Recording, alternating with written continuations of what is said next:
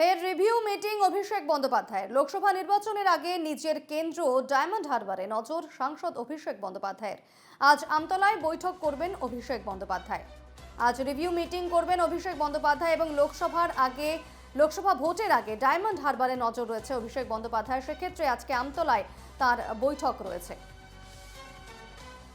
আমাদের সঙ্গে এই মুহূর্তে খবরের বিস্তারিত জানাবেন টেলিফোন লাইনে রয়েছেন প্রতিনিধি রণজয় মুখোপাধ্যায়। রণজয়, লোকসভা ভোটের আগে ডায়মন্ড হারবারে নজর অভিষেক বন্দ্যোপাধ্যায়ের। আজকে আমতলায় তার বৈঠক রয়েছে, রিভিউ মিটিং রয়েছে অভিষেকের। কি জানাচ্ছ বিস্তারিত? বিবর্ণ দেখো, আজকে প্রশাসনিক বৈঠকে বসছেন সাংসদ অভিষেক বন্দ্যোপাধ্যায়। ডায়মন্ড হারবার কেন্দ্রের আমতলায় একটি অডিটোরিয়ামের উদ্বোধন করবেন অভিষেক বন্দ্যোপাধ্যায় এবং সেখান থেকেই প্রশাসনিক বৈঠকও করবেন এবং প্রশাসনের সমস্ত ক্ষেত্রকে এই বৈঠকে আমন্ত্রণ জানানো হয়েছে, উপস্থিত থাকতে বলা হয়েছে। সংসদ হিসেবে অভিষেক বন্দ্যোপাধ্যায় আজকের এই বৈঠক করছেন।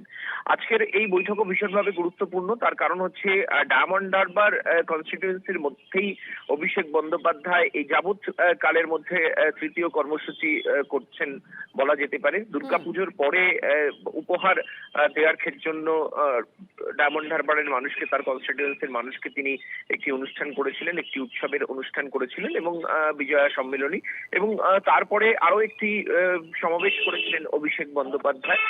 এই ডায়মন্ড হারবারে এই সমাবেশ করেছিলেন অভিষেক বন্দ্যোপাধ্যায় এবং আজকে তারপরে তৃতীয় অ্যাডমিনিস্ট্রেটিভ মিটিং বা বৈঠক। এবং এখান থেকেই ডায়মন্ড হারবার কনস্টিটিউয়েন্সি, এর আগেও অভিষেক বন্দ্যোপাধ্যায় যে কথাটা বলেছিলেন, অর্থাৎ তার দ্বিতীয় যে সভা হয়েছিল সেখান থেকে অভিষেক বন্দ্যোপাধ্যায় বলেছিলেন যে আমি ডায়মন্ড হারবার কনস্টিটিউয়েন্সির মধ্যেই নিজেকে নিয়ন্ত্রিত রাখতে চাই, সীমাবদ্ধ রাখতে চাই। যদি দলের তরফ থেকে অতিরিক্ত কোনো দায়িত্ব দেওয়া হয় বা অতিরিক্ত অন্য কোথাও বাংলার বিভিন্ন জায়গায় প্রচারের বা অন্য কোনো দায়িত্ব দেওয়া হয়, অবশ্যই দলের একজন সৈনিক হিসেবে আমি সেই দায়িত্ব পালন করব। এবং আমরা সেই জায়গাটাই দেখতে পাচ্ছি। এই নিয়ে তিনটে বৈঠক হতে চলেছে বা সমাবেশ হতে চলেছে অভিষেক বন্দ্যোপাধ্যায়, এবং সেটা ডায়মন্ড হারবারকে ঘিরেই হতে চলেছে।